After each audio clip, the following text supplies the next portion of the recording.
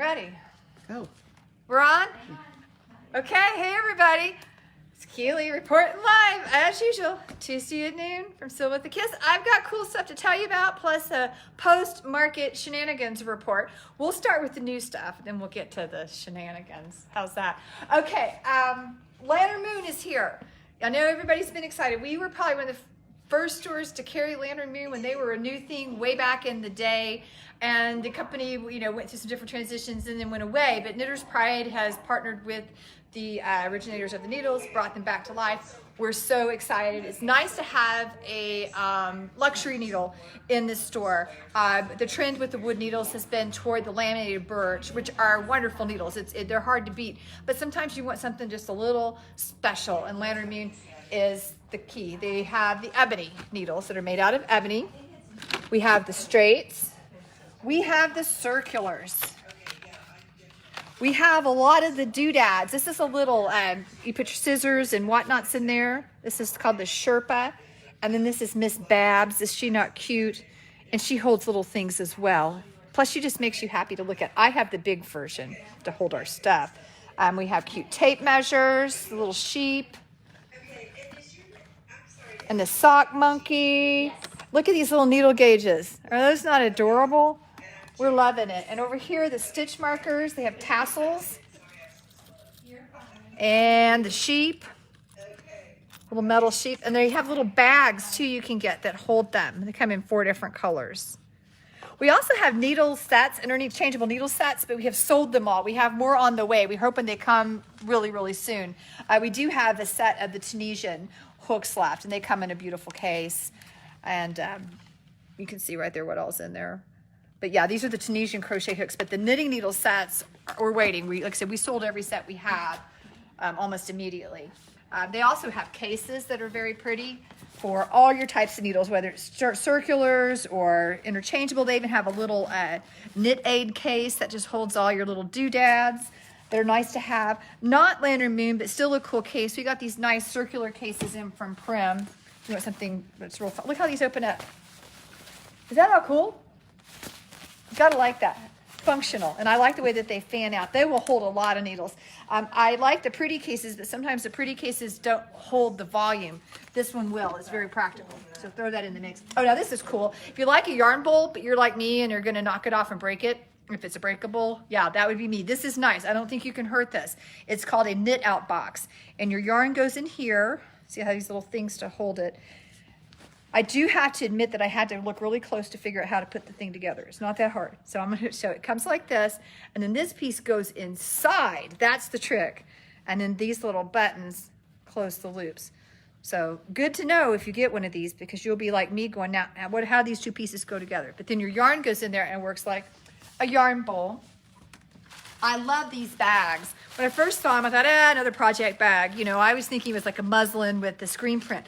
Oh no, these are this really nice fabric with the embroidered sheeps, little sheep on there, and look at the little ties. I mean, these are like nice. All of the Lantern Moon stuff, nice, very nicely done. In her little apron are these cute little needle holders if you need something just to hold a few tips or whatnot. They have the little pockets here. Where are they? I guess I have to learn. Oh yeah, those are pockets. I just can't see. Little pockets to hold maybe if you have an extra set of tips or a cable needle or something. And they just fold down. And then they have a little magnetic close like that. So those are kind of cool. We've got more needles here. Let's see, let me find them. Lantern Moon, we also have their double points as well. And over here, I spent 2 days rearranging our needles to make room for this. We're all nice and organized. All of the interchangeable tips and cables, and they do have the swivel cords that swivel on the end. That's the ones we bought. I think they have the ones that don't, but I know you guys want swivel cords, so we thought we're just gonna go with those. We think that's a good plan. So I think that's all the Lantern Moon stuff, but there's more. Look at this box. What's in the box? Jennifer knows what's in the box. Yes. It's an exciting box. We have lots of new colors of La Jolla from Baah. This is just part of what we've ordered for spring. We have even more. This is just a partial order, so I'll give you an idea. So this one is called Oh What a Night, which by the color, I'm presuming that red wine was involved. What do you think? This one is, I love these names. Till the Cows Come Home.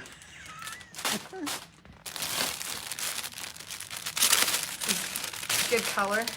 I like a good green. Cactus What You Preach. My Chihuahua Bites. Don't they all? That's been my experience. We'll look at that one in a minute. That's a different yarn. This one is Verde, Nice to Meet You. A lot of good greens. Jennifer and I are happy. We like green. Falling for You. Yes, if you like the September and October, November colors of the month, this would be a good friend, wouldn't it, Jennifer? Falling for You. We're falling for that. Blue Suede Shoes, a la Carl Perkins. You thought I was going to say Elvis, didn't you? I go for the OG. The OG, Carl Perkins, Blue Suede Shoes. What's this one called? Prismatic Fanatic. It's a good blue. I don't see that color very often. I'm pushing that down. There's a reason. I'll show you in a minute. Pure Patina. It's nice, isn't it? Strange Magic. That's an ELO song. Good color, too. The S'mores, the merrier. I get that right. The s'mores, the merrier. Get it? Yeah. Now I want some s'mores. I haven't had a s'more in a long time.